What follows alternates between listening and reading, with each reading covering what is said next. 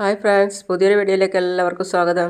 വീഡിയോയിലേക്ക് കിടക്കുന്നതിന് നമ്മുടെ ചാനൽ ഫസ്റ്റായിട്ട് കാണുകയാണെങ്കിൽ ഫസ്റ്റ് തന്നെ സബ്സ്ക്രൈബ് ചെയ്ത് ലൈക്ക് ചെയ്ത് സപ്പോർട്ട് ചെയ്ത് കാണാം. ഫസ്റ്റ് തന്നെ ചന്ദ്രിക ക്ലാസ്സിലേക്ക് കയറുകയാണ്. ക്ലാസ്സിൽ കയറിയ ഉടൻ തന്നെ എല്ലാവർക്കും നമസ്കാരം. എൻ്റെ പേര് ചന്ദ്രിക. ഞാൻ ബികോമിന് ചേർന്നിരിക്കുക. ഒരു സ്റ്റുഡൻറ്റ് പറയാണ്, കൊള്ളാലോ, വന്നപ്പോൾ തന്നെ നിങ്ങളെ പരിചയപ്പെടുത്തിയല്ലോ. നിങ്ങളുടെ പേര് എല്ലാവർക്കും ഇവിടെ മനസ്സിലായി. എന്നാൽ ഞങ്ങൾ വന്നിട്ട് ഇത്രയും സമയമായിട്ടും ആരും പരസ്പരം പരിചയപ്പെട്ടില്ല. വരൂ ചന്ദ്രികയെ, വന്നിരിക്കേ. നിങ്ങളുടെ ശരിക്കുള്ള നാടെവിടെയാ? പാലക്കാടുള്ളൊരു ഗ്രാമത്തിൽ നിന്നാ. ഓ, അവിടെയാണോ? ശരി. നിങ്ങളുടെ പേരെന്താ? എൻ്റെ പേര് വൈഗ. ഞാൻ തിരുവനന്തപുരത്ത് നിന്ന് വരുന്നു. നിങ്ങളുടെ പേര്? എൻ്റെ പേര് സിന്ധു. ഞാൻ കരുനാഗപ്പള്ളി. പിന്നെ ചന്ദ്രിക ബാഗ് തുറന്നിട്ട് റോസാപ്പൂവിൻ്റെ ആ ബൊക്ക എടുക്കുകയാണ്. അപ്പോൾ വൈഗ ചോദിക്കുകയാണ്, എവിടുന്നാ ഇത്രയും റോസാപ്പൂക്കൾ? ഞാൻ കോളേജിൽ ആദ്യമായിട്ട് വരുന്നത് കൊണ്ട് ഒരാൾ ആശംസ പറഞ്ഞ് തന്നതാ. ഓ, ലവ് പ്രപ്പോസ് ചെയ്യാനാ റോസാപ്പൂ കൊടുക്കാറ്. കോളേജിൽ വരാനും പൂ കൊടുക്കുമോ? ആരായാൾ? നിങ്ങളുടെ വുഡ് ബി ആണോ? വുഡ് ബി എന്ന് വെച്ചാൽ നിങ്ങളെ കല്യാണം കഴിക്കാൻ പോകുന്ന ആളാണോന്നാ ചോദിച്ചേ. ഇല്ലില്ല, എൻ്റെ കല്യാണം നേരത്തെ കഴിഞ്ഞതാ. 6 വയസ്സുള്ളൊരു മോളും എനിക്കുണ്ട്. ഓ, സോറി. എന്ത് തന്നെയാണെങ്കിലും വിവാഹം കഴിഞ്ഞിട്ടൊരു കുട്ടിയൊക്കെ ആയിട്ടും പഠിക്കണമെന്നുള്ള ആഗ്രഹത്തോടെ വന്നിരിക്കുകയല്ലേ. ഇത് നല്ല കാര്യമാണ്. ആ, ഇതാ നിങ്ങളും വെച്ചോ എന്ന് പറഞ്ഞ് ഒന്ന് അവിടെയും കൊടുത്ത് ഒന്നതിൻ്റെ ബാക്കിൽ സീറ്റിലും കൊടുത്ത്. Thank you. റോസ് സൂപ്പറായിട്ടുണ്ടല്ലേ. ഞാനിപ്പോൾ തന്നെ തലയിൽ വെക്കാൻ പോവുക. സിദ്ധു സാറ് എനിക്ക് വാങ്ങിത്തന്നതല്ലേ, അപ്പം ഞാനല്ലേ ആദ്യം തലയിൽ വെക്കേണ്ടത്. അവളും അവർ ചെയ്യുന്നത് പോലെ കണ്ടിട്ട് അത് പകുതി കട്ട് ചെയ്തിട്ട് അതിൻ്റെ കൊമ്പൊക്കെ കട്ട് ചെയ്തിട്ട് അവൾ തലയിൽ തന്നെ ചൂടുകയാണ്. പിന്നെ ക്ലാസ്സിൽ സാർ വന്നു. എല്ലാവരും ഗുഡ് മോർണിംഗ് പറയാണ്. കാര്യം നേരത്തെ സിദ്ധുവായിട്ട് പരിചയപ്പെട്ട സാറാണ്. എല്ലാവരും ഇരിക്കുക. വെൽക്കം. ഫസ്റ്റ് ഡേ അല്ലേ, കോളേജൊക്കെ എങ്ങനെയുണ്ട്? ഡിസ്റ്റിങ്സ് കോളേജ് എന്ന് പറയുമ്പോൾ റാഗിംഗ് ഒന്നും ഉണ്ടാവില്ലെന്നാണ് ഞാൻ വിചാരിച്ചത്. പക്ഷേ ഇവിടെയും റാഗിംഗ് ഉണ്ടല്ലോ സാർ. ഇവിടെ റാഗിംഗ് ചെയ്യാൻ പാടില്ല എന്ന് റൂൾസ് ഉണ്ട്. എന്നിട്ടും നിങ്ങളെ ആരെങ്കിലും റാഗിങ് ചെയ്താൽ നിങ്ങൾ എൻ്റെ അടുത്ത് പറഞ്ഞാൽ മതി. ഞാനതിന് ആക്ഷൻ എടുത്തോളാം. അതോർത്ത് നിങ്ങൾ പേടിക്കണ്ട. My name is Prem. ഞാൻ നിങ്ങളുടെ കൊമേഴ്സിൻ്റെ സാറാണ്. പിന്നെ സാറ് ഓരോരുത്തരെയും സ്വയം പരിചയപ്പെടുത്താൻ വേണ്ടി പറയുകയാണ്. Sir from Sindhu, Karunagappally. അങ്ങനെ ഓരോ സ്റ്റുഡൻറ്റും ഓരോരുത്തർ പരിചയപ്പെടുത്തുകയാണ്, സ്വയം പരിചയപ്പെടുത്തുകയാണ്. പിന്നെ ചന്ദ്രിക പരിചയപ്പെടുത്തുകയാണ്. സാർ, എൻ്റെ പേര് ചന്ദ്രിക. ഞാൻ പാലക്കാട് നിന്നാണ് വരുന്നത്. ഓ, നിങ്ങളെയാണല്ലേ സിദ്ധാർത്ഥ് പറഞ്ഞത്. നിങ്ങളാണ് ചന്ദ്രിക അല്ലേ? അവളൊന്ന് ഞെട്ടി. സിദ്ധാർത്ഥ് പറഞ്ഞായിരുന്നു എന്ന് പറഞ്ഞപ്പോൾ. ഒന്നിനെക്കുറിച്ചും വിഷമിക്കണ്ട, സ്റ്റഡീസിൽ മാത്രം കോൺസെൻട്രേഷൻ ചെയ്യാം. നിങ്ങൾക്ക് ഫുൾ സപ്പോർട്ട് ഞാൻ തരാം. ഉറപ്പായും സാർ. ശരി, ഇരുന്നോളൂ. Thank you sir. സാർ, എൻ്റെ പേര് അമൽ എന്നാ. ഞാൻ കൊല്ലംകോട് നിന്നാണ് വരുന്നത്. പിന്നെ ബാക്കിയുള്ള വോയിസൊക്കെ പരിചയപ്പെടുത്തുകയാണ്. ഓക്കെ സ്റ്റുഡൻസ്, എല്ലാവരും കോളേജ് ലൈഫ് നല്ലപോലെ എൻജോയ് ചെയ്യണം. സ്റ്റഡി ടൈം നിങ്ങൾ നല്ലപോലെ ഫോക്കസ് ചെയ്യണം. Okay sir. എന്തായാലും ഇന്ന് ഫസ്റ്റ് ഡേ അല്ലേ, ഞാനിന്ന് ക്ലാസ് എടുക്കാൻ പോകുന്നില്ല. കോമേഴ്സിനെ കുറിച്ച് ചെറുതായിട്ടൊന്ന് പറയാം. സാർ ബോർഡിൽ എഴുതി കോമേഴ്സ്. എന്നിട്ട് ചോദിക്കുകയാണ്, കോമേഴ്സ് എന്ന് പറഞ്ഞാൽ എന്താ? സാർ, ബിസിനസ്സാണ് കോമേഴ്സ്. വെരി ഗുഡ്, ഇരിക്കൂ. അങ്ങനെ സാറ് കോമേഴ്സിനെ പറ്റിയിട്ട് കുറച്ച് കാര്യങ്ങളൊക്കെ പറഞ്ഞു കൊടുക്കുകയാണ്. ഈ സമയത്തൊരു പാട്ടാണുള്ളത്, അല്ലാതെ വോയിസ് ഒന്നും ഇല്ല. അടുത്ത മിസ്സും വന്ന് ക്ലാസ് എടുക്കുകയാണ്. പിന്നെ കാണിക്കുന്നത് കുറച്ച് ഗുണ്ടകളെയാണ്, അതായത് ഗുണ്ടായിസത്തിൻ്റെ ഒരു ഗ്യാങ്ങാണത്. അപ്പോൾ അവർ ഫോൺ അറ്റൻഡ് ചെയ്തിട്ട് പറയൂ ചേട്ടാ, നിങ്ങൾ ഒന്നുകൊണ്ടും പേടിക്കണ്ട, സാധനം ഇവിടെ ഭദ്രമായിട്ട് ഇരിക്കുക, എല്ലാം ഞാൻ നോക്കിക്കൊള്ളാം, സമാധാനമായിട്ടിരിക്കുക. എടാ, ഷിപ്പ് കൊണ്ടുവരുന്ന ആളാണ് എന്നെ വിളിച്ചത്, കാര്യം കൃത്യമായി ചെയ്തു തീർക്കണം. അവരെ ഗ്യാങ്ങിലുള്ള ആൾക്കാർ തന്നെ പരസ്പരം പറയാണ്. പ്രശ്നമൊന്നുമില്ലാതെ കാര്യം ചെയ്തെന്ന് വെച്ചോ, ഒരു വലിയ എമൗണ്ടാണ് കിട്ടാൻ പോകുന്നത്. കാര്യം കൃത്യമായി ചെയ്യണം. അപ്പോഴേക്കും ഒരുത്തൻ ഒരു ബോക്സുമായിട്ട് വന്നു. എടാ, എവിടെയായിരുന്നടാ ഇത്ര നേരം? കുറച്ച് വൈകിപ്പോയി. കുട്ടികളൊക്കെ വിശന്നുകൊണ്ട് കരയാണ്, കുറച്ച് ആഹാരം കൊടുക്ക്. അവരുടെ സംഘത്തിൽ കുറേ കുട്ടികളുണ്ടായിരുന്നു, എല്ലാവരും വിശന്ന് കരയാണ്. അപ്പോൾ അയാൾ ഭക്ഷണം കൊണ്ടു കൊടുത്തിട്ട് പറയാണ്, ഇതാ കുറച്ച് ആഹാരം കൊണ്ടുവന്നിട്ടുണ്ട്, ഇതാ എല്ലാവരും കഴിച്ചോളൂ. ഇതെന്താ ഇവള് കിടന്ന് ഉറങ്ങുന്നേ? എഴുന്നേൽക്ക് എന്ന് പറഞ്ഞാൽ ആ കുട്ടിയെ എണീപ്പിക്കുകയാണ്. എഴുന്നേൽക്ക്, പറയുന്നത് കേട്ടില്ലേ, എഴുന്നേൽക്ക്. ആ കുട്ടിയിൽ ഒരനക്കവും ഉണ്ടായില്ല. അയാൾ മൂക്കിന് വിരൽ വെച്ച് നോക്കുമ്പോൾ അതിന് ശ്വാസവും ഇല്ല. അയ്യോ, ശ്വാസം ഇല്ലല്ലോ. ചേട്ടാ എന്ന് വിളിച്ച് അയാൾ മറ്റുള്ളവരെ വിളിക്കാൻ വേണ്ടി വന്നിരിക്കുകയാണ്. ചേട്ടാ, ഒരു കുട്ടിയുടെ ജീവൻ പോയി ചേട്ടാ. കോളറിൽ പിടിച്ച് ആ സീനിയർ ആയിരിക്കുന്ന ഒരുത്തൻ പറയാണ്, കുട്ടി ചത്തുപോയെന്നോ? അതേ ഏട്ടാ. ഡാ, ശരിക്കും നോക്കിയിട്ടാണോ പറയുന്നേ? മാറടാ അങ്ങോട്ട് എന്ന് പറഞ്ഞ് അയാൾ വന്ന് നോക്കുകയാണ്. കുട്ടികളൊക്കെ കരയാണ്. അപ്പോൾ ഏയ് മിണ്ടാതിരിക്കുക എന്ന് പറഞ്ഞിട്ട് ഈ കുട്ടിയുടെ മൂക്കിന് വിരൽ വെച്ച് നോക്കുകയാണ്. അപ്പോൾ ഈ കുട്ടി ശ്വാസമില്ല. ഏയ് ഒന്നുമില്ല. കുട്ടിയെ ഡോക്ടറെ അടുത്ത് കൊണ്ടുപോയി ഇഞ്ചക്ഷൻ വെച്ച് കൊണ്ടുവരും. കുട്ടികൾ വിഷന്നതിനേക്കാൾ കരഞ്ഞത് മറ്റേ കുട്ടി അനക്കയില്ലാത്തത് കൊണ്ടായിരുന്നു. ഏയ് വേഗം കൊണ്ടുപോടറാ, വേഗം കൊണ്ടുപോട്. നീയൊക്കെ എവിടെ നോക്കിയിരിക്കായിരുന്നടാ? എടാ, ആരും അറിയാതെ എൻ്റെ കാറിൻ്റെ ഡിക്കിയിൽ കൊണ്ടിട്ടേക്ക്. ശരി ഏട്ടാ. പാവം ആ കുട്ടിയെ കാറിൻ്റെ ഡിക്കിയിൽ കൊണ്ടുപോയിട്ടു. എന്താടാ സംഭവിച്ചത്? കുട്ടി ഇന്നലെ രാത്രി തന്നെ ചത്തുപോയി. പെട്ടെന്ന് കൈമാറേണ്ടതായിരുന്നു. ഇനി ഒരു കുട്ടിക്ക് എവിടെയാണടാ പോവേണ്ടത്?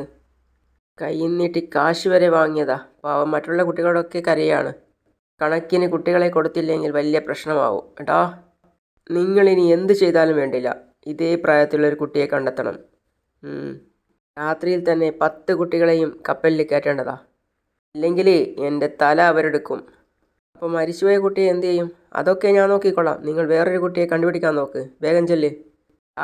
പോടാ. ശരിയേട്ടാ. എന്നെ കാണിക്കുന്നത് ചന്ദ്രികയും കൂട്ടുകാരും ക്ലാസ് കഴിഞ്ഞ് പോകുന്നതാണ്. രാവിലെ റാഗിങ് ചെയ്ത പയ്യന്മാർ അവിടെ എത്തി. എന്നിട്ട് ഇവർ പറയാണ്, അയ്യോ, രാവിലെ റാഗിങ് ചെയ്ത പയ്യന്മാരാ. ഇപ്പം ഇവരെന്താ ചെയ്യാൻ പോകുന്നതെന്ന് അറിയില്ലല്ലോ.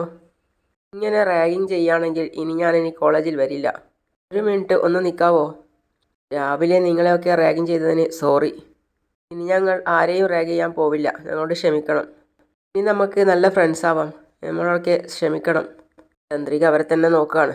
അപ്പോൾ അവർ, എന്നാൽ ശരി, നമ്മൾ പോട്ടെ. ഇതെന്താ ഇത്? റാഗിങ് ചെയ്യാൻ പോകുന്നതെന്ന് വെച്ചപ്പോൾ സോറി പറയുന്നു. അതാ അത്ഭുതമായിരിക്കുന്നത്. രാവിലെ റാഗിങ് ചെയ്തവർ വൈകുന്നേരം സോറി പറയുന്നു. എൻ്റെ അമ്മയെ, ഇപ്പോഴാണ് എനിക്ക് സമാധാനമായത്. ഇനി ഒരു പ്രശ്നവുമില്ലാത്ത വരാലോ. ചന്ദ്രിക വേഗം വന്ന് സൈക്കിളിൽ കയറുകയാണ്, അവളുടെ സൈക്കിൾ എടുത്തിട്ട് പോകാൻ വേണ്ടിയിട്ട്. അപ്പോഴാണ് അവൾ സിദ്ധുവിനെ കണ്ടത്. എന്നിട്ട് അവൾ ചിന്തിക്കുകയാണ്, ഇതെന്താ സാർ ഓഫീസിൽ പോകാതെ കോളേജിന് മുന്നിൽ വന്ന് നിൽക്കുന്നത്? അവൾ സിദ്ധുവിൻ്റെ അടുത്തെത്തി. എന്നിട്ട് ചോദിക്കുകയാണ്, എന്താ സാർ ഓഫീസിലൊന്നും പോവാതെ കോളേജിന് മുന്നിൽ വന്ന് നിൽക്കുന്നേ? അത് ഇന്ന് ഞാൻ ഓഫീസിൽ ലീവ് എടുത്തെന്നോ? അതെന്തിനാ? ഇന്ന് കോളേജിൽ നിൻ്റെ ഫസ്റ്റ് ദിവസമല്ലേ? ഞാൻ കോളേജിൽ ഫസ്റ്റ് ഡേ ആയതുകൊണ്ട് സാറെന്തിനാ ലീവ് എടുത്തേ?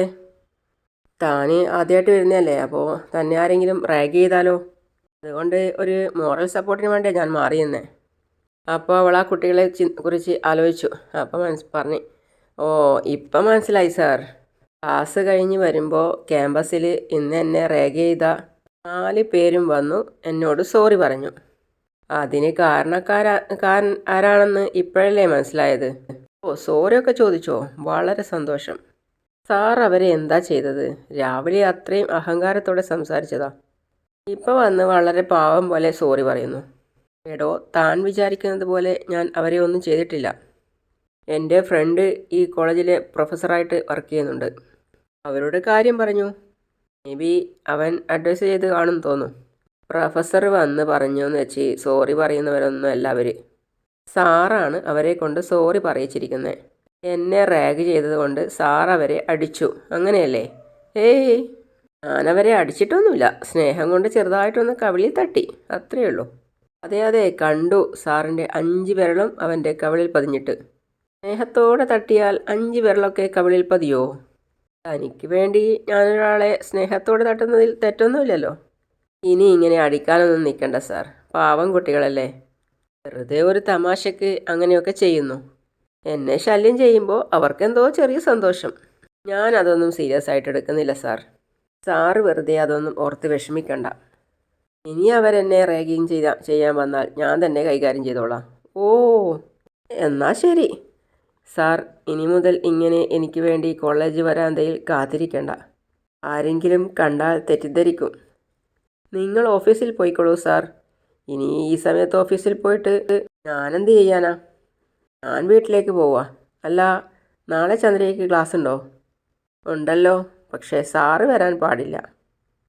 പക്ഷേ തന്നെ കാണാനല്ല, എൻ്റെ ഫ്രണ്ട് പ്രൊഫസർ പ്രേമിനെ കാണാൻ വേണ്ടി വരും. സാറ് ശരിക്കും ആ പ്രൊഫസറെ കാണാൻ തന്നെയാണോ വരുന്നത്? നോക്ക്, നിൻ്റെ മനസ്സിനറിയാലോ ഞാൻ ആരെ കാണാനാണ് വരുന്നതെന്ന്.